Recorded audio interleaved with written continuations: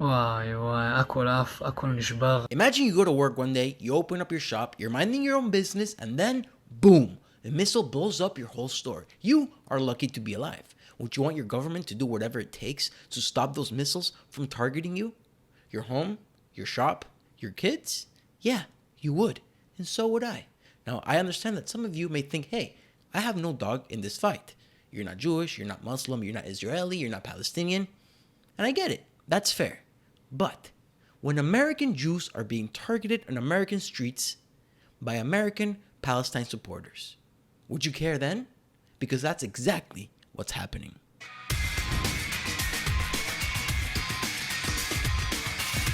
A few months ago, I remember telling my mother that I felt like anti-Semitism in America was on the rise. Turns out, I was right. Like and subscribe for more right opinions. The video I'm going to show you next is disturbing. The first time I watched it, it pissed me off. The second, third, and fourth time, it made me sick. A Jew, minding his own business, walking on the streets of New York, violently attacked by a mob of Black Lives Matter pro-Palestine supporters. Thankfully, the NYPD was there just in time to pull the guy away and put him in the store.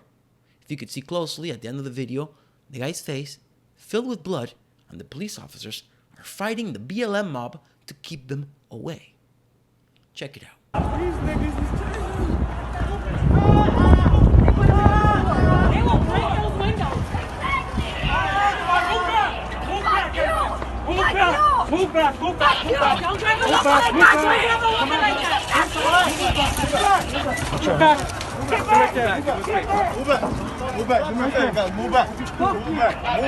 Move back. Sickening. Is that a hate crime, or are those just reserved for Asians when it fits the mainstream media narrative, and for black celebrities like the guy from Atlanta who paid 2 Nigerians to dress in MAGA gear and beat him up?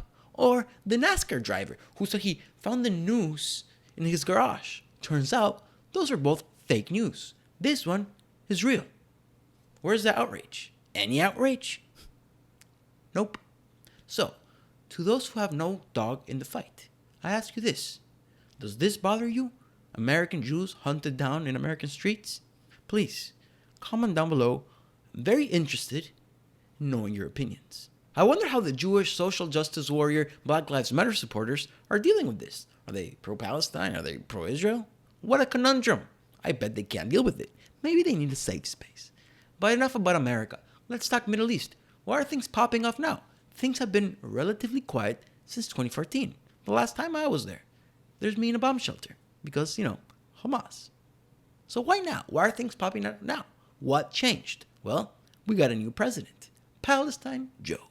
You see, Palestine Joe, like his good old friend Obama, he wants to cozy up to the Iranians. He wants to be friends with the Iranians. He wants to be friends with a murderous regime that sponsors terrorism.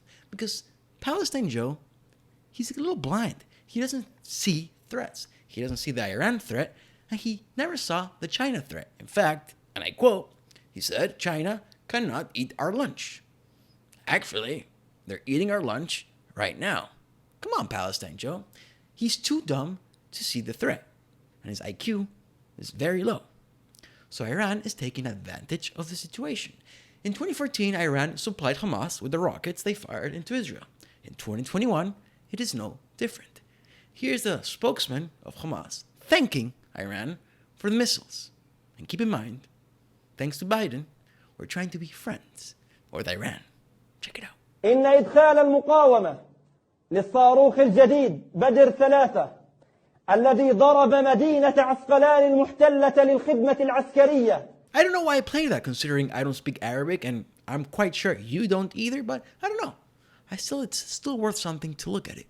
That same spokesperson, I won't play you this video, encouraged all Muslims living in Israel to revolt, to kill the Jews. And as a result, we've seen the most intense street fighting on the streets of Israel between Jews and Arabs in decades. Imagine, if you will, a violent conflict in America, a racial one, between blacks and whites. Now, multiply that by 2,000-3,000 years of conflicts, and that's what we have right now in Israel. It's not good. It's bad.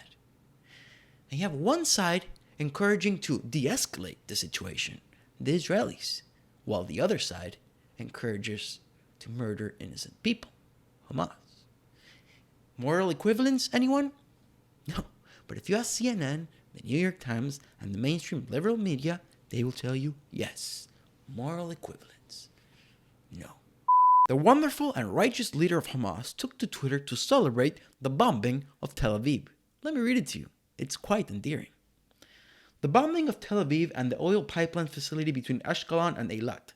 God is great and glory is to God alone. Allahu Akbar. Fuck this guy. Yet Trump is banned off Twitter because he is dangerous. This guy? Nah. I also want to read you a tweet by the Israeli Defense Forces. Our fighter jets with the ISA neutralized key figures of Hamas's intelligence. Hassan Kaogi, head of the Hamas Military Intelligence Security Department, and his deputy, Wael Issa, head of the Military Intelligence Counter-Espionage Department. Looks like our intel was better. Got him!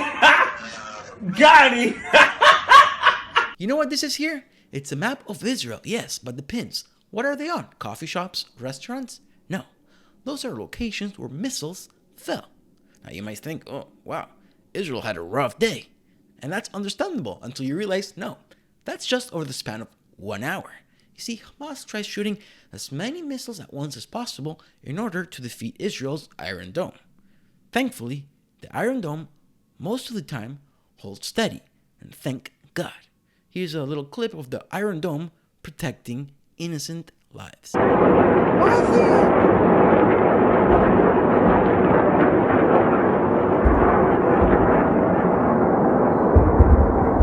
And that's it for today. I hope I don't have to make another video about this topic and we can go back to talking bad about China, making fun of the woke and the hypocritical left. Please, comment down below, like, subscribe, follow me on all the social medias, share, that's what really helps the channel. Thank you for watching. See you next time.